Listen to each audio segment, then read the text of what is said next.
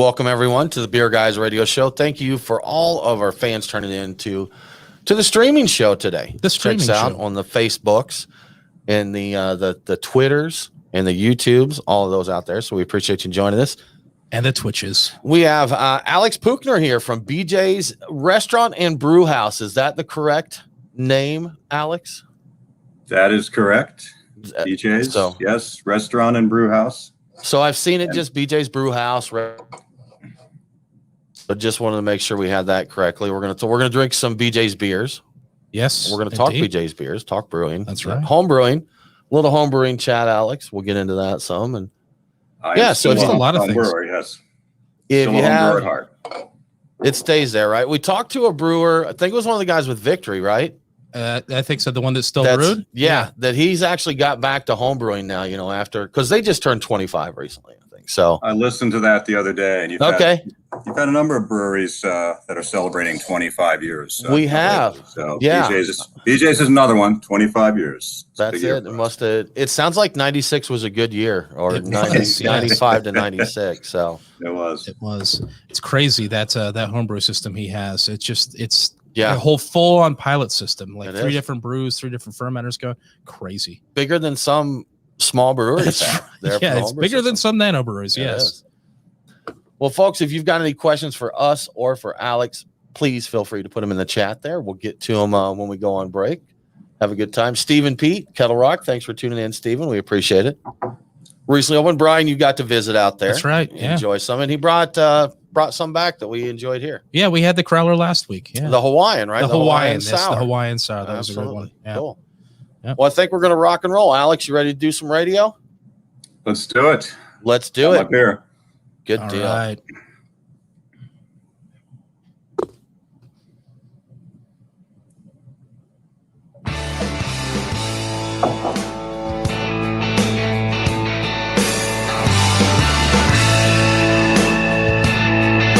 Open up a tab, grab a seat, and pour a pint.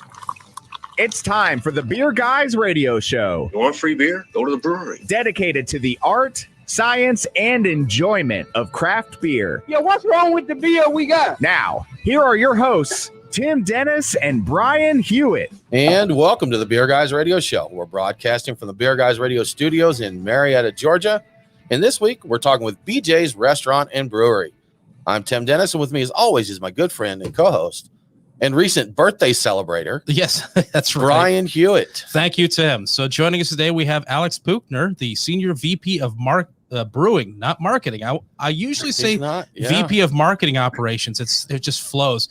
Senior VP of Brewing Operations for BJ's Restaurant and Brewery. We're going to talk about 25 years in the beer brewing business, awards, home brewing in the 80s, box, and Pizookies. All of the above. Alex, thanks for joining us. Thanks so much for having me, Tim and Brian. I'm thrilled to be here. It's a big year for BJ's. We're celebrating 25 years, just like some of the other breweries you've had on lately. Yeah, 25. It was totally unintentional. You know, like you mentioned, I'd noticed recently that we've just had a string of 25-year-olds here. 96 is a magical year for beer. Nate laughed at me when I said that. String of 25-year-old breweries here. Yes. So we had Victory. Yeah. And we had Iron Hill. Uh-huh. We got BJ. So, yeah, pretty good string of 20. And that's elderly for craft beer. So that's something there. Elder statesmen of craft beer. Right. Yes. The elders. Respect your elders. Exactly. Sure enough. Yeah, well, Alex, thanks for joining us, man. We appreciate it. It's always good to check out some new beers and breweries there. It's a good time. Beer Fests are back, Brian. They are, yes. You know that. So, Alex, we're getting to go to a beer fest this coming weekend. No way. It is. I got to get there. Yeah, it's at Good Word Brewing in Duluth, Georgia. They're doing a little beer fest. So they're going to celebrate lagers and lower ABV beers. So it'll be fun to go check that out. And they've even got Nate is excited to try this water called Liquid Death. That's right. Liquid Death. It's the most insane looking can for just holding nothing but water. Yeah. For water. Yeah. And so you're in California. You guys are still pretty locked down there, right? We are pretty locked down until June 15th. And, okay. Supposedly we open up again. We'll see how it goes. We're all optimistic. Getting close. Again, we've mentioned this a few times. We're in Georgia, so it's go here. It has been for a while. I mean, it seems like 3 months after things, the pandemic, everything shut down. It's like, all right, we're back open. Yeah, sort of. We're fine. Yeah, we're fine good. Here. It's good. I did see Untapped has a San Diego Beer Fest planned. I think a little later in the year, but they've got an Untapped festival coming over there. Yeah, I heard Blues Palooza at Mammoth is happening in August. I just heard that today. Okay. That's great news. We're going to try to get there.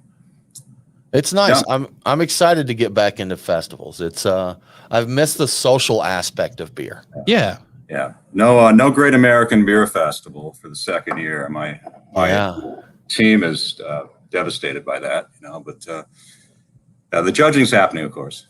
Do you usually get out to that? Do you typically go to GABF? Oh yeah, the whole team goes, and I typically get there to judge and then hang out for 1 or 2 days of the festival. Being there for the judging and then a 3-day festival is a little much for me at my age. The last time I went was 2016, and even then I'm like, man, this'll kill you, because we were a new show at that time, Alex. We had just launched that January, and so we wanted to interview everyone. So we set up interviews with just anyone who would talk to us. Rare Barrel, we talked Jamil Zainashev, just all these people. And by the end of the trip, I think I slept like they had to put me in the luggage compartment on the plane. Just roll you in. Because I just wore out. But what a great way to absolutely wear yourself out, right? Oh yeah, no, there's nothing like it. Nothing like it in the world. Did you get to ride the luggage conveyor belt back out? Because that's the real man of genius moment there, riding that luggage conveyor belt out instead of walking those long hallways. That's for the birds, Tim. Yeah, and I didn't even, get off the conveyor. I just looked like that piece of luggage that's lost. I just kept doing circles there. Have a little cocktail, just kind of slowly cruising around. Just wandering around till someone, claims me. And it was good times, Brian. Yes. Good times. Indeed. Well, Tim, I think it's time is it time for us to get into this? It is time. Okay, let's do that. Yeah. Now it's time for our Beers of the Week. Brought to you by The Nest, craft beer and barbecue in downtown Kennesaw, Georgia. TheNestKennesaw.com. Well, Brian, as always, we've got a great list of beers to get into here. I do want to thank The Nest for sponsoring this segment. As we'd mentioned earlier, it is Ironmonger Brewing Month at The Nest. Two of our favorite people getting together to celebrate a little bit of beer. And they've got the Perfect Pull collaboration beer that's a Mexican chocolate coffee stout. That sounds great. That should be tasty. And I saw, Brian, 4th of July, whole smoked alligator is on the menu again. Oh, yeah. And I've got a new phone. I want to take a picture of that thing because one of my very favorite pictures of all time is taking a picture of the previous smoke gator that they had there. Yeah. Have you ever had whole smoked alligator, Alex? I can't say I have. It's quite an experience. Yeah. They don't have a lot of that in California? Yeah.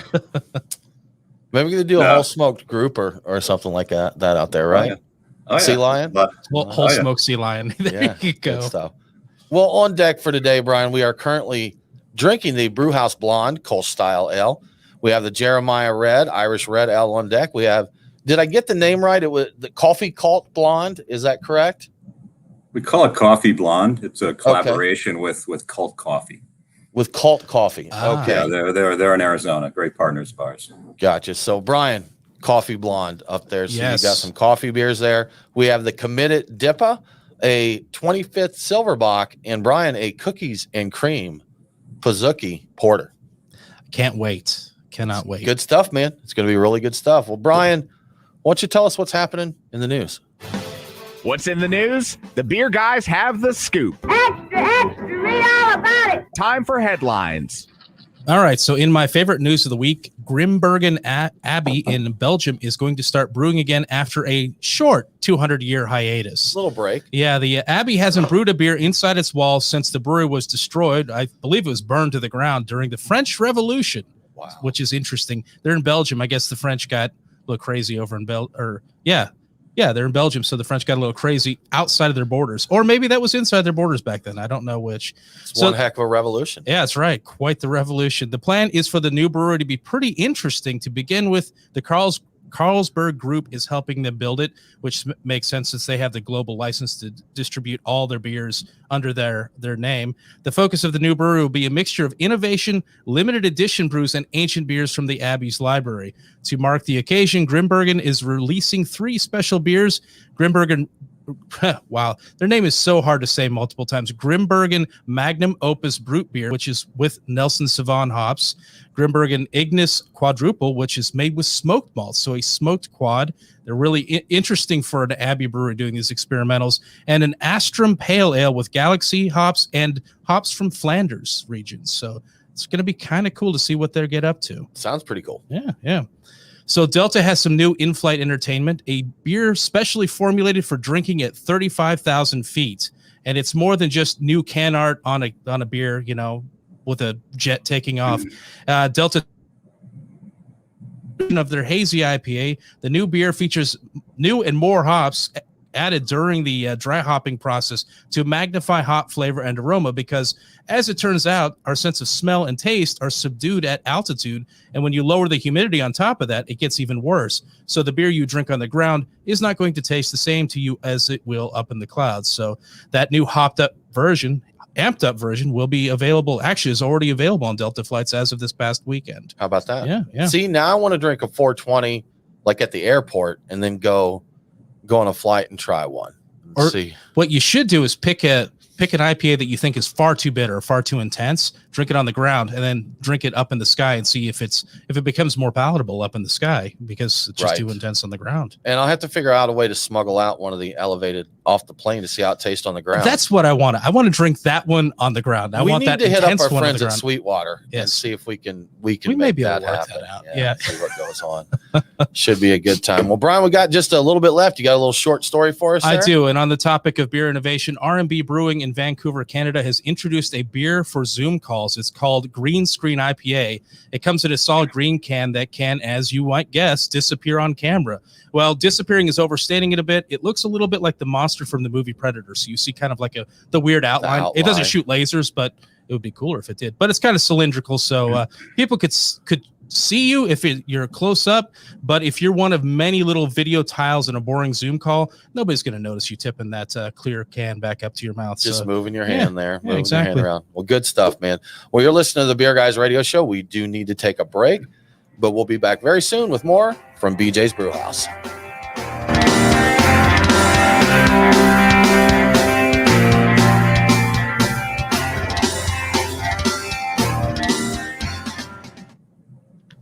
Clear. So we got a couple comments here. Let's see what do we got? What folks have got to say. Christopher John, thanks for joining us, man. This is bound to be a killer show. We agree with you. Indeed. We think, well, Chris, with Bottle Share, great charity, helping those in the craft beverage industry. So what do we got here? Shameless plug anytime. Incoming. There you go. You got a collaboration request there. Alex, are you familiar with Bottle Share? I've heard the name. I am not familiar with them. Yeah. We'll share some info that we'll make the connection. Chris, we'll make the connection. Let you guys talk about it and see if you can work out something. See if you can make some magic happen. It's cool. Very cool. Yeah. So Chris is started here in Atlanta. Charity started here in Atlanta, was going to be a local thing, but just really got wings and grew. And I know he's been all over collaborating with breweries in Colorado and Louisiana and all over the place, and expanding the program to support people in the craft beverage industry across the country. So it's pretty. We love collaborations. Pretty cool stuff. So I look cool. forward to it, Chris. Yeah, let's connect. Sounds good. Well, let's see. I think we're about ready to for another beer. Another beer. Should we go? Just step up to the coffee blonde. Yeah, let me tell the blonde story a little bit while we pour the coffee blonde, because you got it. Absolutely. Is the base for the coffee blonde. So that's a good progression. I like it. Okay. We should definitely get that bit of information on the show then. When we come back in, Alex, we'll start with mentioning that we just finished the blonde and we're moving on to the coffee, and that will that'll set you up there. We'll tee it up. Yeah. You take a whack at it. I was curious I'll where talk about both. went. Sounds good. The previous one. Yeah. Do we show the camera? We can. See, that's the blonde in question that we will be talking about. Yeah, there we go. There we go. A little bit of reflection there. Good enough. Good enough. A little bit of reflection. Brian, Oh, coffee beers. Coffee beers. Oh, yes. I love the coffee blonde concept. I think it's fantastic. Yeah. I'm excited to try this. Now, I don't know my lay of the land that well out there, Alex. Where exactly is Huntington Beach located? Orange County. It's Okay. pretty much central Orange County. Okay, gotcha. Yeah.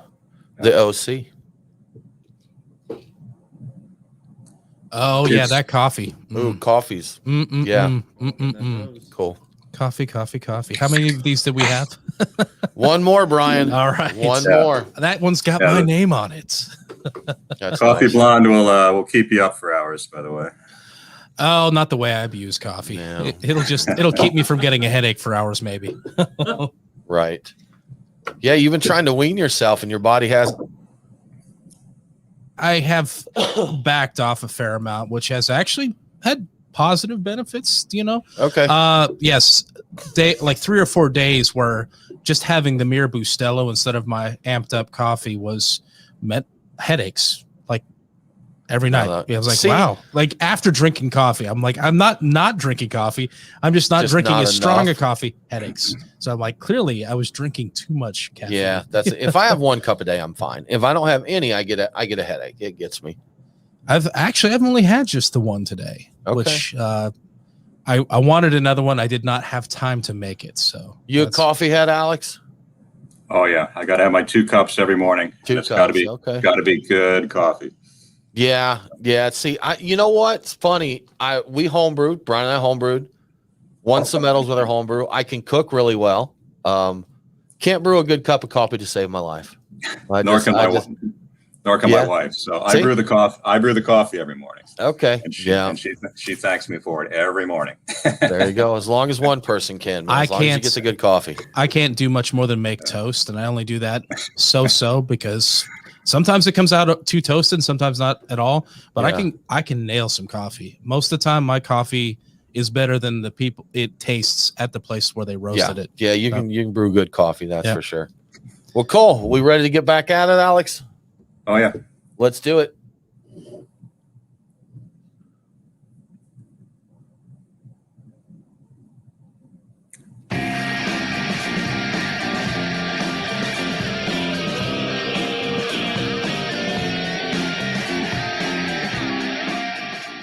Follow the Beer Guys on Facebook, Twitter, and Instagram. Roger. What's our vector, Victor? Now, back to the Beer Guys radio show. Welcome back to the Beer Guys Radio Show. Remember, all episodes are available on demand, so if you missed the broadcast, get the podcast. Beer Guys Radio is available on all popular and unpopular podcasting apps. Now let's get back to BJ's Restaurant and Brewery. Alex, we are getting into your blondes here, and we just emptied our glasses of the Brewhouse blonde, and we have moved on to the coffee blonde, but I hear there's a story behind your Brewhouse blonde. Yes, there is. This is one of our original beers back in 1996 when we first started brewing in Brea, California. And what inspired this beer was a trip to Cologne back in the early 90s with my wife, Carrie. We started the day at a beer garden with a view of the cathedral, picture perfect. And, I knew Kolsch was good in Cologne. I'd heard about it. And I just didn't realize, and I'd had some imported Kolsch. I just didn't realize how good it was until I was there drinking it at the source. And I fell in love with the style. So this was about when I started brewing professionally.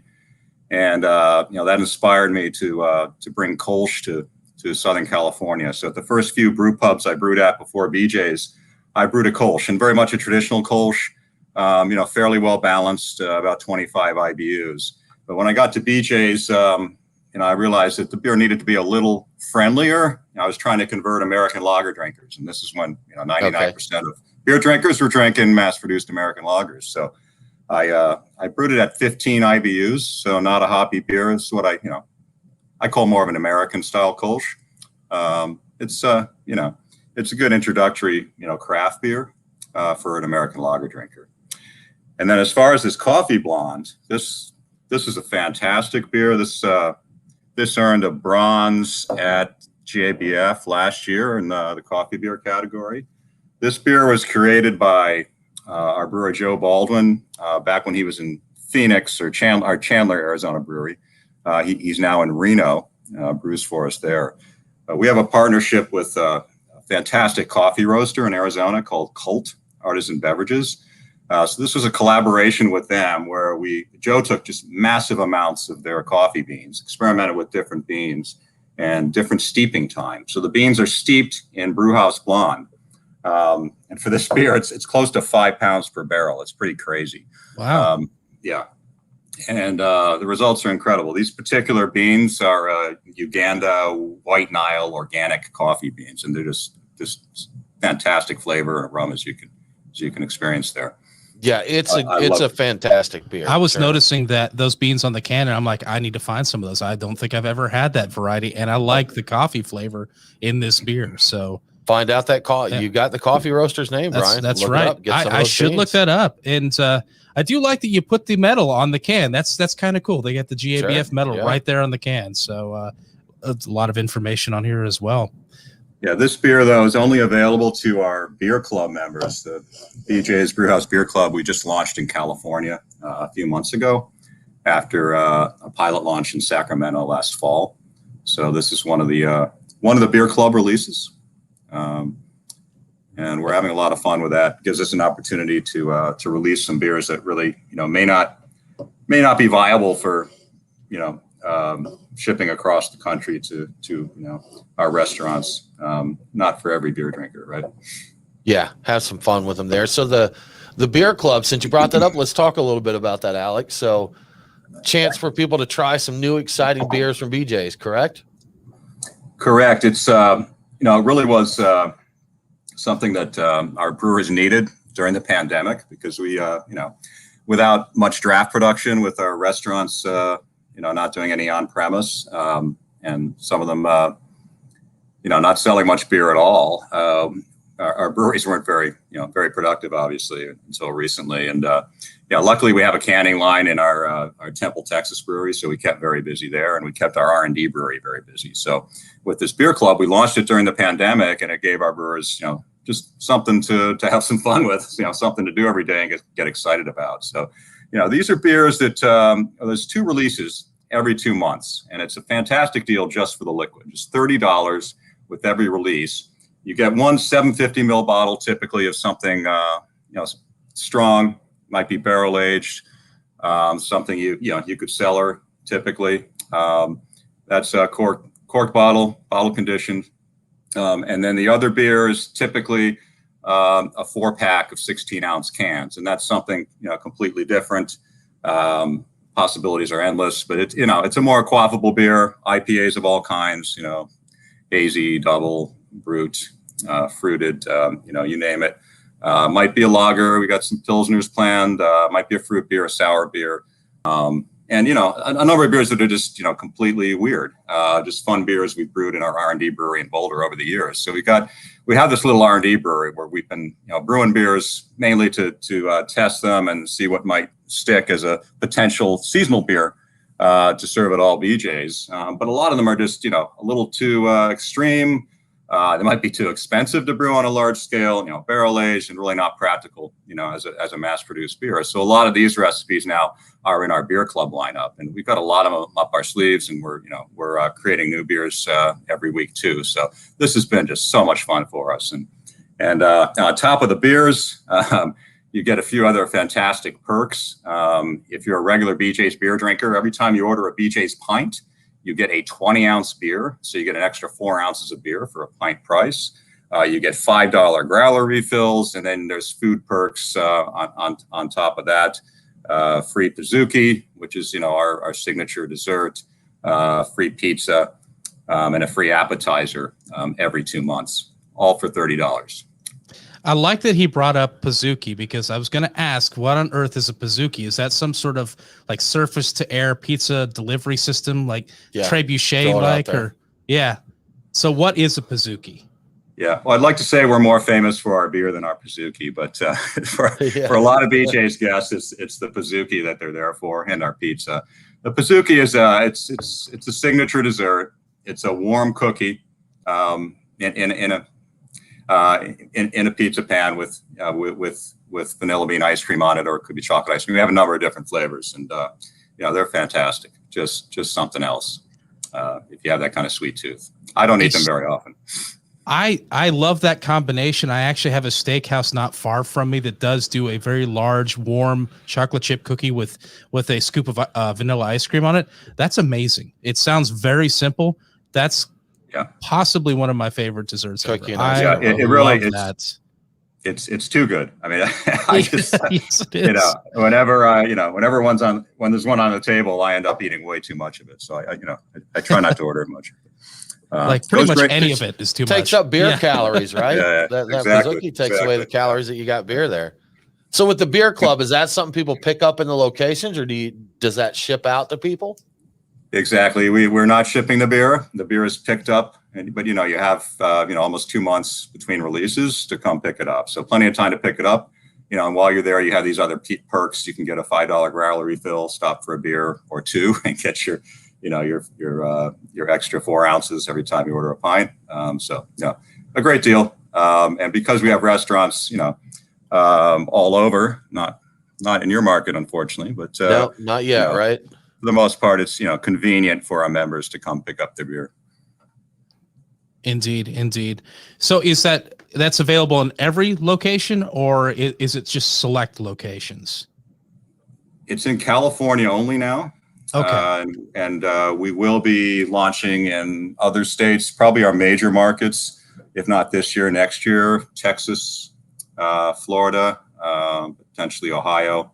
The only states where the beer club is not a possibility, at least at this point in time, is where we can't sell beer to go. So where we can't sell alcohol out the door.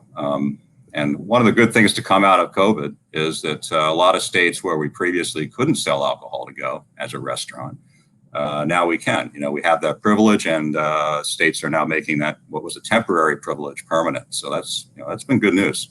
If there's any good news to come out of COVID, If you got to put some silver linings on a pandemic, that's one that you can't really argue with. So more people get to work from home, and exactly more beer access. I saw today people are being asked to go back to the office, and they're just quitting their jobs.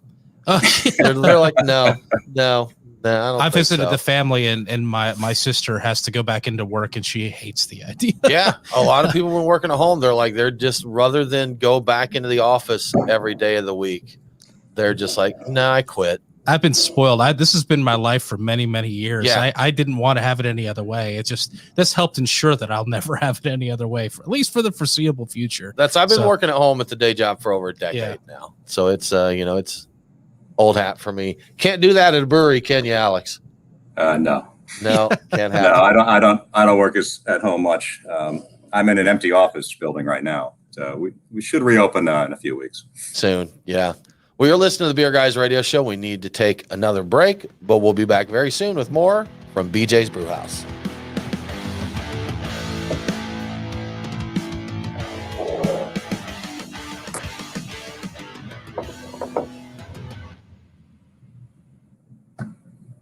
Boom. All right. Boom, boom, boom. 2 down, 2 to go. That's what they say, Nate. Boom, boom, boom. I thought we had 6 beers. Oh, yeah. We do. Well, we got 6 beers. Yeah. Yes, yeah. I was thinking radio segments, but yes, we can sneak in extra beers. Jeff, we'll cue this up for you here. We have Alex. We have Jeff Botts watching us there on YouTube that said asked about Camaraderie Ale. Camaraderie was our first collaboration beer. We do an annual collaboration, which is on a big scale to serve in all of our restaurants. We do smaller local collaborations too, but. This was with a Belgian brewery, brewers of Bobik, and it was a neat experience. This was 2011, and there weren't a lot of hoppy beers being brewed in Belgium back then, and they had no clue. Some of them may be brewing with American hops, but they were still really cautious with the amount of hops they were throwing in their beers. Anything over 25 IBUs was too much, right? So it was a neat experience. I taught the brewer there how how to hop beer, how to dry hop a beer, how to hop the hell out of it. And they thought I was absolutely insane. But camaraderie was camaraderie was basically it was a Belgo IPA basically, and just a phenomenal beer. Yeah. Those used to be so hot, the Belgian IPAs. I've started to see them seem like they're coming back a little bit. Didn't Stone do, was it called Cali Belgique? That's right. And I used to hoard those. I loved that beer when it came out. Yeah. That Belgian IPA. Those Belgian brewers. That was a great beer. Yeah. Those Belgian brewers, you're like, more hops. They're like, more? Yeah. Yes, more. More? Keep going. I'll tell you when to stop. They got a teaspoon and you're grabbing the entire bag. Yep. Now, while we were brewing, I'll tell the story real quick.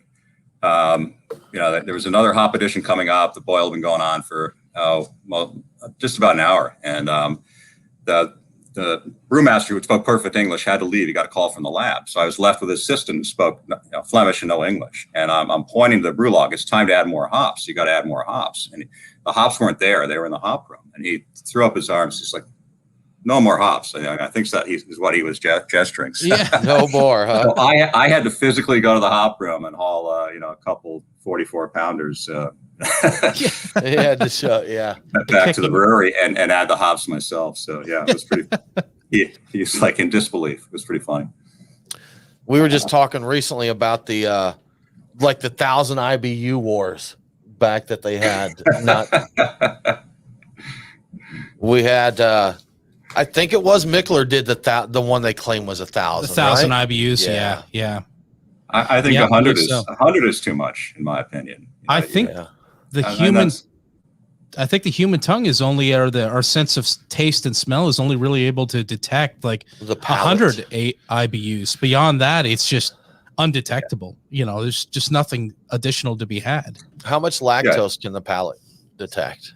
All of it. Well, no, not so much the palate. For me, there are other organs that detect it. Okay.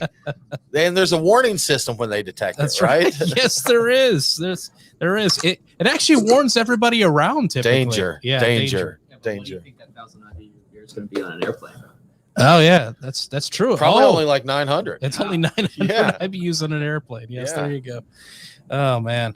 So what? Go ahead. No, you go. What? I was thinking about the next beer. I always am. I'm betting Jeremiah. Am I correct? We got to do Jeremiah, right? That's okay. That's our flagship. All right, got it. Yeah. He was a bullfrog and a beer. That's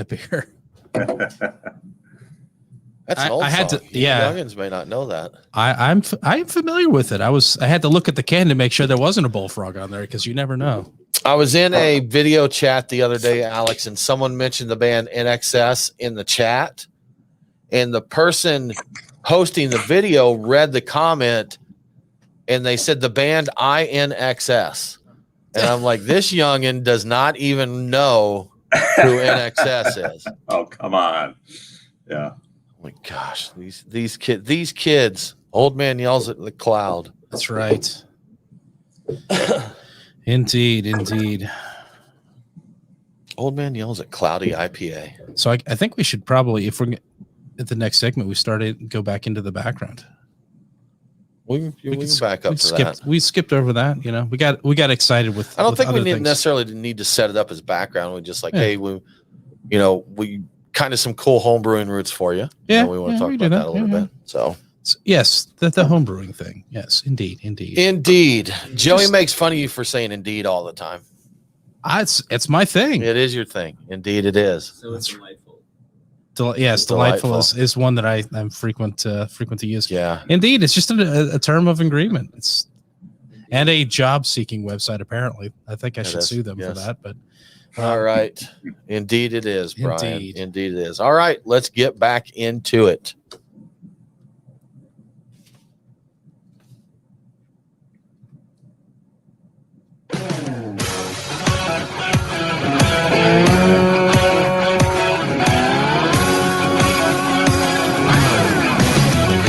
Follow the Beer Guys on Facebook, Twitter, and Instagram. Back off, man.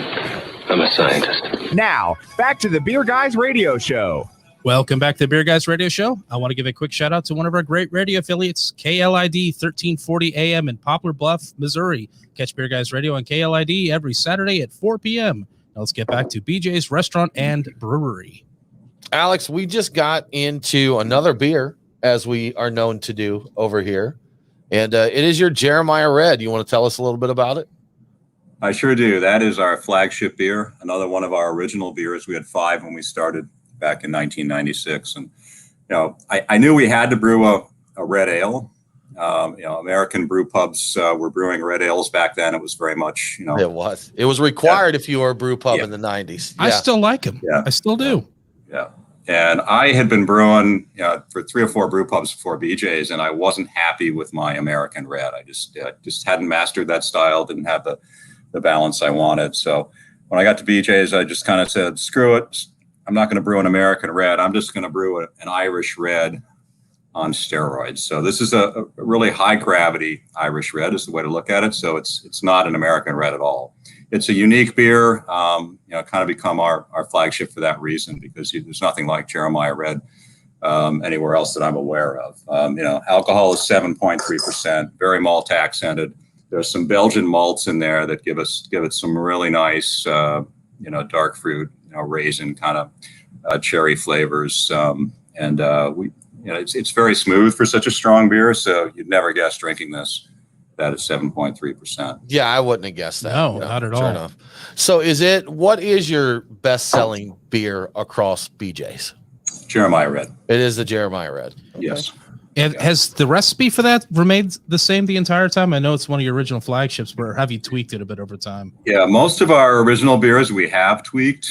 Our pale ale, for example, was too old school, all Cascade, and it was modeled after Sierra Nevada pale ale. So we did update that at version 2.0 a few years ago. But this is one beer where we haven't touched the recipe. It pretty much the first batch we brewed, maybe it was the second, we sent to JBF, and it earned a silver medal in strong ales there.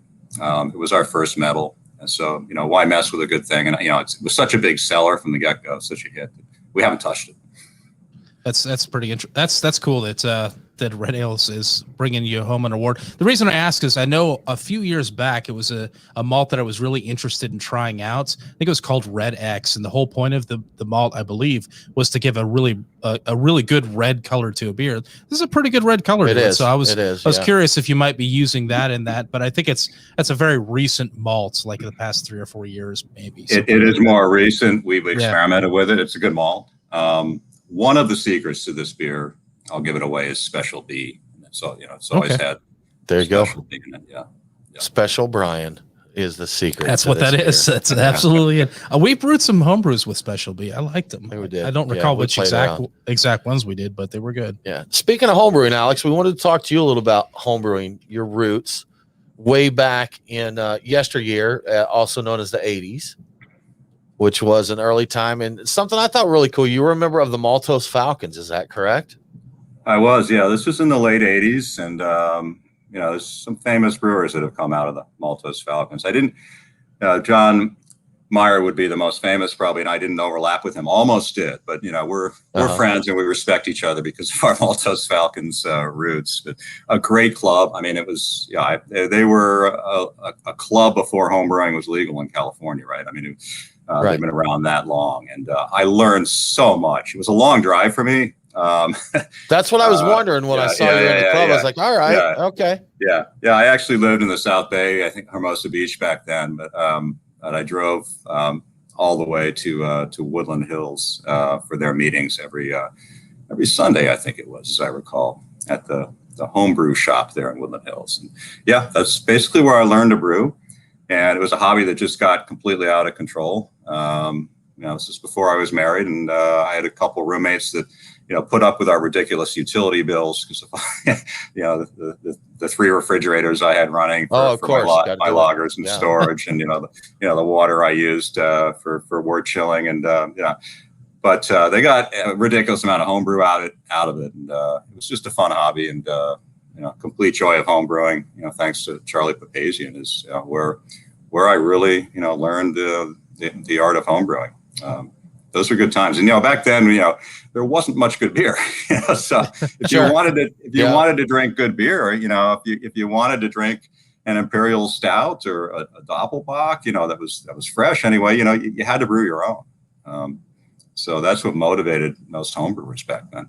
That's what I was going to say. I think the root of it was America just didn't have those. If you'd done any travel abroad and tried these other beers, we were a pretty big disappointment then. Yeah. With the exception of, a couple. Actually, you were okay. You were in California, so kind of on the early end of things there. Some Sierra Nevada, they started in the 80s, right? They did. They celebrated 40 years last year. Can you believe 40. that? Okay. Yeah, that's right. Yeah. I think I saw that Steve Grossman was a Maltose Falcon, that he was one of the members there. So, yeah, Ken and Steve actually grew up in Woodland Hills, and I know them both well. I know them both very well. Yeah, they've been inspirational to me. Just it's amazing what they've done, and they've proven that you can produce craft beer on a large scale. The beer hasn't changed over 40 years. Yeah. It's still just freaking amazing. Brian and I have noticed we haven't brewed in a few years. We've just been too busy with other things, but trying to keep up with the news, we see what's available, the science that's available, the technology that's available, even in just a few short years has changed and continues to change. So back in the 80s, when you started homebrewing, what was the breaking science or breaking technology at the time? Everything we did was just on the cheap, and it just there was a lot of extract brewing, which is how we all got our start. And you quickly learn that you don't want a hopped extract. You want to hop your own beer, so you buy the fresh pellets, and that makes a huge difference. And then liquid yeast, I would say, changed everything. Thanks to Y yeast and first, and then White Labs. And when you start brewing with liquid yeast, you just get such a better product in terms of the fermentation derived flavors than with dry yeast. So that made a huge difference, I think. I remember reading because they were talking about the Maltose Falcons were like yeast banking and had a yeast program before that was a thing, so pretty cool stuff. Yeast, man. And even today you see homebrewers, that's a big recommendation they get is, use liquid yeast, step it up, do your starter, make sure you're pitching enough in there to get the job done. So absolutely the most important raw material in brewing. Yeah. Good yeast and sanitation. That's what it takes. Oh, that's right. Yeah, key is sanitation, and followed by temperature control. After that, once you take it up to that level. I'm just curious. Back in the 80s, it must have been tough getting all the ingredients you needed. I don't know how many homebrew shops there were. I mean, how did you get the lactose for your milkshake fruited sours back then? Straight from the cow. Just right into the. I'm like, how did you separate the fats out from the sugars? I mean, that's really Whirlflock. Whirlflock. Yeah. Well, that's a big difference too between homebrewing then and homebrewing now. Is we were brewing traditional styles. We were just wanted to replicate what the Europeans were doing. Because there wasn't good American beer, so it was all about brewing traditional Helles if you wanted a Helles. Or traditional ESB. What are your thoughts on the latest craze in styles with lactose and juicy this and hazy that? Are you on board, or you still like to keep it classic? I'm on board to a degree. Okay. The pastry beers.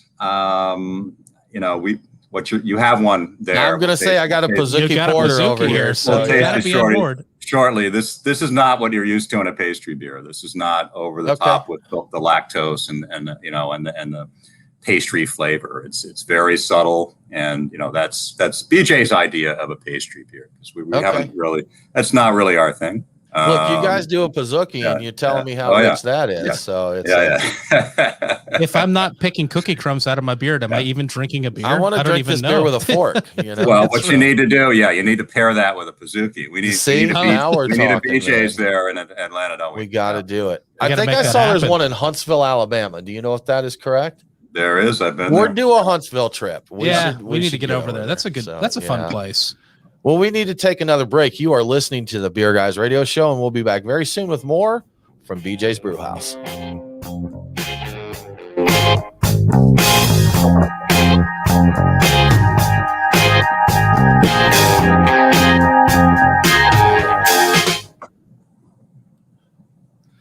I should have brought some cookies and ice cream in. We could have. Yeah. We could have done a low rent. The low rent. Yeah. There. Yeah. The mini Zuki. Yep. I like this red. I would drink the heck out of Walmart.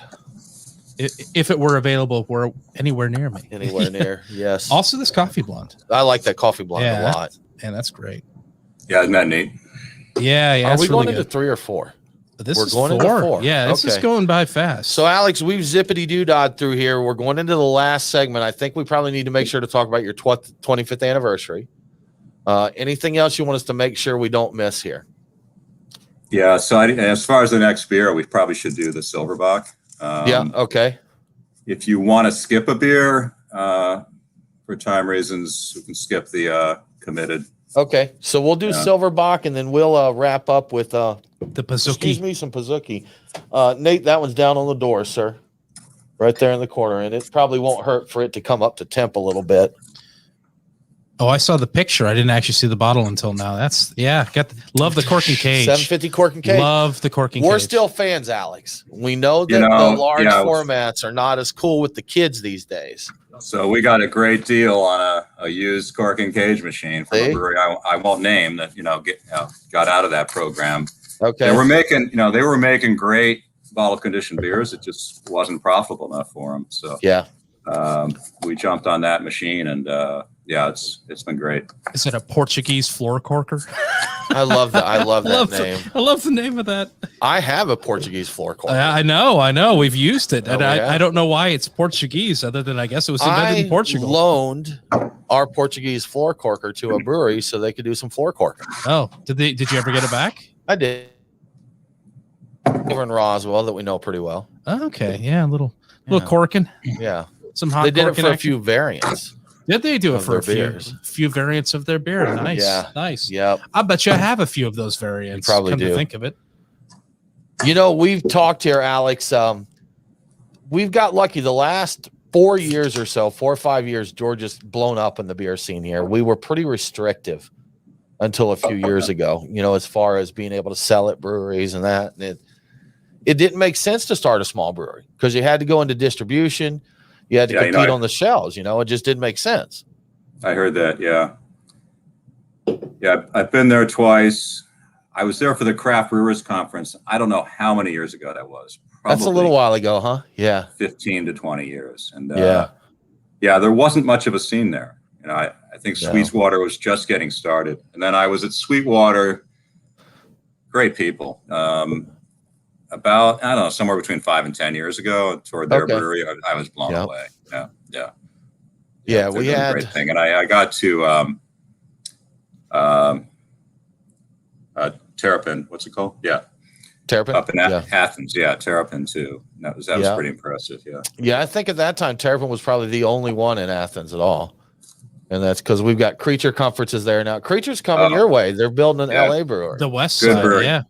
Good brewery. I've had them at beer fest. Yeah, that's great beer. Yeah, we know the guy that's going to be their director of brewing operations. He's from here, and he went out to go to the UC Davis program, and he's going through that. He's doing some real cool yeast science in that. Have you seen his post, Brian? I haven't. No. Yeah. So he's that'll be a cool addition out there. Every time we talk about the homebrewing, I'm like, I get so nostalgic. I'm like, I really miss homebrewing. I miss all the fun experimentation. Having the beer at the end was fun too, but all the fun experimentation. Yeasts. We never really brewed. We lucked up once and brewed an IPA that was pretty good, but IPA was never our forte as homebrewers. We did okay on that because I think we got into the biotransformation of hops, which is hot new business when we were just getting towards the end of our home brewing. Yeah. And I think that is what clinched it for us, the biotransformation bit. Yeah. We can brew the hell out of a Saison and a stout, though. There you go. I mean, IPA is such a competitive category. It's insane. There's so many good IPAs and bad ones, but there's so many good ones. We did pretty good with the nice brown ale. Nice brown ale. That was good. We did really well with the Hefeweizen, which was actually a crystal Weizen. Accidentally brewed a really nice crystal Weizen. Yep. So that Hefeweizen was one of our original beers, and there weren't many Bavarian style Hefs back then. So it was kind of a hard sell in the early days, but now it's super popular. See, I was trying to think the Brewhouse model of the 90s. You usually did see a half blonde, a Pilsner, or something like that. You'd have It'd be an ESB, a red ale, IPA, a red, a porter. stout. We went with a porter. The porter was a stretch. It's like, we would, initially we didn't have an imperial stout. That was like 5 years later. But, even the porter was, that was off the dark for most beer drinkers. It's funny to think about that now. And now you're like, what's your best seller? Well, it's a double lactose raspberry currant banana milkshake seltzer, barrel aged seltzer, dry DDH. DDH. What's your tap lineup to? It'll be fun to talk in another 25 years as to what was on taps then, because we had an IPA, then we had a Northeast IPA, then we had a double IPA, a triple IPA, and a black IPA, and then a pastry stout. I think we'll have to switch to pictographs for names of beers because there will be so many ingredients. You'll have to start using pictures to fit on the tap handle. Like, oh, all right, yeah, I know what this double dry hop, blah, blah, blah, Like the McDonald's automated menus. Yeah, exactly. Come in and just tap what you want on the screen. Oh yeah, can we do that? I want it double dry hopped. Yeah. Beer of the future. Has science gone too far? Yeah, that's like that ill-fated Pico Brew system. I think they went under, but you put all your ingredients in, pushed all the buttons, and you got your beer. Did you ever muck with one of those, Alex? Something like a Pico Brew? No, those were we didn't have those when I was homebrewing. But the Keurig of brewing. Yeah, I always wanted one, but they were always a little expensive, and the ingredients, I think you were kind of locked into.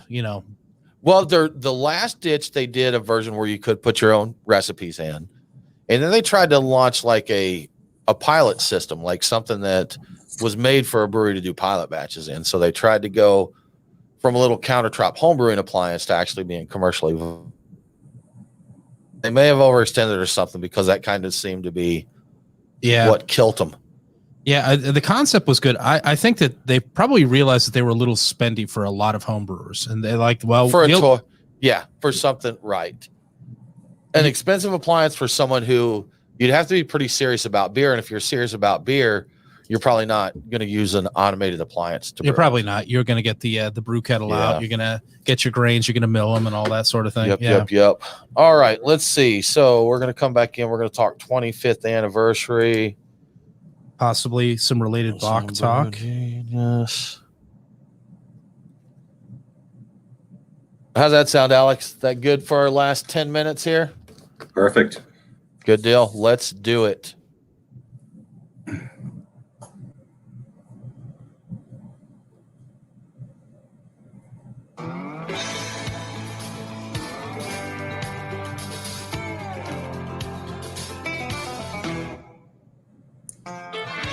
Follow the Beer Guys on Facebook, Twitter, and Instagram. Next Friday is Hawaiian Shirt Day. So, if you want to, go ahead and wear a Hawaiian shirt and jeans. Now, back to the Beer Guys radio show. Welcome back to the Beer Guys radio show. If you enjoy the show, please consider supporting us on Patreon. Just go to patreon.com/beerguys. Patrons get cool perks like Beer Guys swag and commercial-free episodes. Now let's get back to BJ's Restaurant and Brewery. Alex, we have just cracked into the 25th anniversary Silver Bach here. So that sets us up for two topics there. It does. We can talk 25th anniversary, and we can talk a little bit about Bachs. So tell you what, since we're sipping this beer, why don't we do a little Bach talk? What is a Bach? That's a great question. And, one of the reasons we chose to brew this beer for our 25th anniversary is it's not a well-known style, at least traditional Bach. The traditional styles, in this country, most American beer drinkers think of Shiner Bach, which is American style Bach, and it's a very different animal, from the traditional Bach styles. And to me, it's one of the premium lager styles. It takes a lot of skill and a lot of lagering time to make a really good Bach, and the German brewers do it so well. It's such a tradition there. So. There are a number of different Bach styles. Traditional Bach is a beer brewed to enjoy during the winter. It's dark, it's malt accented, not hoppy at all. You typically get a really complex malt profile, that melanoid and complexity, in a well-made Bach. And then one of my favorite bock styles is my bock, or Helles bock, pale bock, and that's more what our 25th anniversary bock is, because we're serving this during the summer, so we didn't want to serve anything on the dark side. It's refreshing, even though it is 7.5% alcohol. Still very malt accented, and it's got some hoppiness to it, more hoppiness than a traditional bock. But it's that very, very, very smooth, noble hop character. We use Hallertau tradition exclusively in this beer. And then the other bock styles, you're familiar with, are the Doppelbock, one of my favorite styles. And then of course there's Eisbock, which is a little strong for me. And we can't legally make Eisbock in this country, unfortunately. I hope that changes. That's distillation, right? Yeah, technically distillation. Yeah. It is, yeah. And then Weizenbock, which is a great style, and that is that's actually part of our next beer club release, is a Weizenbock, the beer we call Weizenator, that we brewed back in the early days. I think it got a World Beer Cup medal in 1998 or 2000, something like that. So we're bringing that beer back for our beer club members. But Bock is just not a common style in this country, and there aren't a lot of well-made lagers. It's great to see Pilsner. Making a comeback here, well-made Pilsner. And it used to be so hard to find a good American-made Pilsner, and now you can find them, and more of them. So one of my favorite styles, such a delicate style. We have a suggestion to make Bock cool again, Alex. So what you need is, as Brian mentioned earlier, you're going to need a lot of lactose for this. Yes. I'm thinking toasted coconut, maybe. Yes. So Go on. We're going to need that. Glitter won't hurt. Probably not. I think a gold glitter would be nicely accented in this. Yeah, so we'll do well. I tell you, people will take note if you do a double Bock. They'll take note of that. Call it summer. We did brew a honey Bock, and it was phenomenal. Slow down there, Alex. Slow down. Honey Bock. Yeah. I was already going to call that Summer with Santa or something like that, or Santa's Summer Vacation. Yeah. All that stuff with the right. See? That would. I don't know what you're talking about. Doesn't make any sense to me, Brian, but you do you. Yeah, with the coconut and everything. Come on. Okay. The pastry Doppelbock. Come on. Okay. Anyhow, Alex. Santa Claus. Do you see what I have to do? Santa do you Claus. See what I have to deal with over here every week with this guy? Every week. So I know that you do a lot of Bocks, and one you didn't mention, and I don't know a lot about, is a Lenta Bock. Is that a synonymous with one of the other styles you were talking about? Yeah, our brewer in Boulder, our R&D director, is Aaron Steck. He's really talented, and he's the guy that's got the ultimate brewing job. He's got a little 3-barrel brewing system, all electric, that fit in your garage. All he does is R&D brewing every week. So a dream job there. But, he's made a few trips to Germany in the last several years, and fell in love with Fastenbock, which is a milder, lesser known Bock style. That's liquid bread. It's meant to be something you just suck down during Lent. It's a neat style, and that's one of the reasons, because Aaron started brewing Fastenbock and just really perfected that style. Another reason that we decided to brew this silver Bock, the Helles Bock, as our anniversary beer, because he's been nailing this style lately. And the A&M Honey Bock, that was one that was brewed 2 years ago. It's a collaboration with the Redstone Meadery in Boulder. That beer got a gold medal at GABF 2 years ago. So, we can be non-traditional with our Bocks. But, get a little crazy with it, right? Yeah, that's as crazy as we're going to get, though. I'm sorry. Okay, fair enough. Fair enough. Yeah. I had a question. You were talking about your R&D brewery and kind of what they do there, and if the numbers we have are from 2019, Alex, but BJ's had 205 restaurants in 28 states at that time. So you have 8 breweries, 6 or 8? We have 6 breweries. Okay. Yeah. We have a production brewery in Texas, another production brewery in Reno. We have smaller breweries in Chandler, Arizona, 2 in Southern California, and then we have our little R&D brewery in Boulder. So how many barrels of beer do you go through in a year supplying 200 restaurants? Well, before COVID. Oh yeah. That's In a good point. 2019. In how many- 2019. Yeah. It was 75,000 barrels or so. Okay. Yeah, I was going to say, had to be a massive amount, supplying 200 places like that. Yeah. Yeah, Now, we're up do to. you We just opened our 212th restaurant. Okay. In Lansing. We slowed down quite a bit, unfortunately, due to COVID. But we'll be ramping our new restaurant openings up again and going into some new states. Next year, obviously, we're in 29 states now. But most of our growth will be in the East. So, hopefully in the Southeast there. We'll keep an eye out. Yeah. That's it. I had a question, Brian. It's there. I think you were about to ask if they distribute any of their beers. I or if was. They all You're go right, Brian. Thank you. just to the restaurants. Yeah, that was the question, Alex. It's a great question. So another silver lining to the pandemic has been that we were forced to focus on canning beer, selling beer at takeout out of our restaurants. And we had dabbled a little bit in selling our restaurants at, off-premise chains, but not a lot, mainly in California, a little bit in Ohio. So we focused more on that, and our canning line isn't the biggest of canning lines. It's a wild goose. It does about 35 cans per minute. So we're at capacity there, but we're looking into, upgrading our canning capacity and going into more retail chains. But you'll find us, across California at the chains, but we haven't expanded much outside of California. Okay, but gotcha. That is in our plans. So now, if there's a distributor and a retailer in Georgia there that wants our beer, please reach out to me. Make it happen, huh? It's a good opportunity for us to get our brand out there, get some brand awareness before we open restaurants there. Sure thing. You know what? I'll connect with you. We can give you some people to reach out to. We can see what we can do here. Yeah. Make it happen. So, Alex, we got a little time left to put a nightcap on the show. We're going to open the Pizookie Porter. Please do. 25 years of BJ's. What are your plans to celebrate there? There we go. Let's do this. Yes. Brian, you want to do us the honors here? I will. Yeah.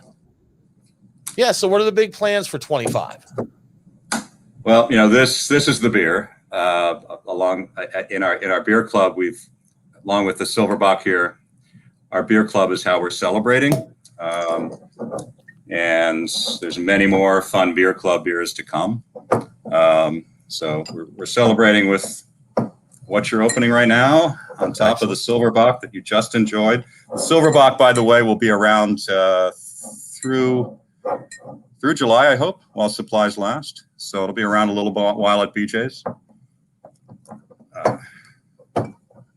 It's the cork takes a little bit of effort to get it. If you hear the nice battle pop, over there, I was going to say, if you hear the battle over there, Alex is trying to get the cork out of his porter. That corker does a good job. It does. Let me just say. But that was call it whatever name you want. Huh? Yeah, a nice pop. That's a good sign, right? You got to earn your beer, Alex. Look at that head. Yeah, this is that looks great. Bottle conditioned, and that's gotta love that. Those fine bubbles. I am a fan of the bottling conditioning. I love the carbonation difference between that and the forced carbonation. Something I do think about fondly going back to the homebrew days, and I appreciate when I see it happening in distribution beers. Yeah. So, sometimes after the show, Alex, we like to order pizza. Now we can't order BJ's, but we do have a little bit more of this Bach left. What kind of pizza should I get to pair with this Bach? I don't know that I would. Well, let's see. Normally I pair our Jeremiah Red with our pizza. Okay. All pizza, I would just blanket there. Jeremiah Red's the one. No. Okay. Our PM Porter too. Okay. So you caught me a little off guard there. I would probably, I'd go with our Spicy Pig.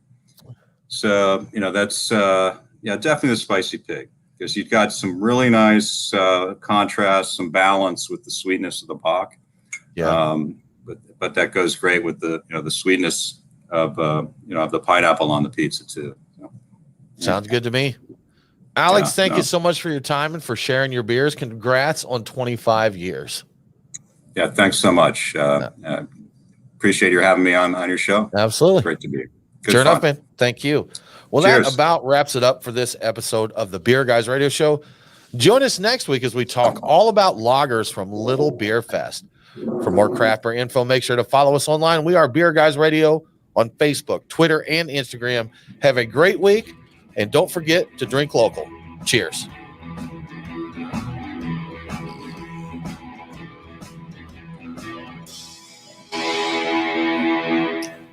All right. Looks like we made it. Yes. Is Alex, that song thank you, also sir. 25 Thank years you. old? It is. Alex, we're going to sign off here on the streaming, but just hang tight for just a minute, if you would, please. Folks, thanks for tuning in, joining us, asking questions. We appreciate it. We'll be back next. We will not be back next week. No, because we are going to be recording the show at a festival this weekend, so we won't be streaming next week, but we'll see you the week after that. So maybe you stay out of this. Yeah. No one asked you, Nate. Yeah. No one asked you. That's the reason we don't give you a mic. No mic for you. No mic, Nate. So, but thanks everybody. Have a good one. We'll see you soon.